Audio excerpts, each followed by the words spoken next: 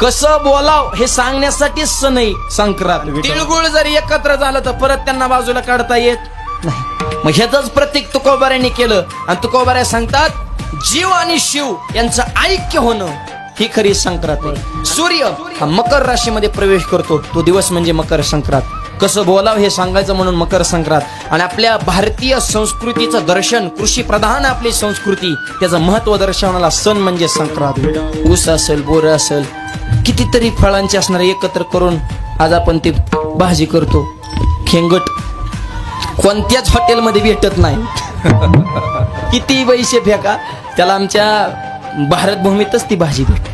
ही भाजी कशासाठी? ही विविधतेतून एकता आहे. ती भाजी एक होती, पदार्थ वेगळे पण भाजी एक आहे. तसंच आहे, ही माणसं अनेक आहेत पण सगळ्यांचा जीव एकच आहे. जाती अनेक आहेत पण माणुसकी एकच आहे. हे सांगण्यासाठी संक्रांत आहे. विडाला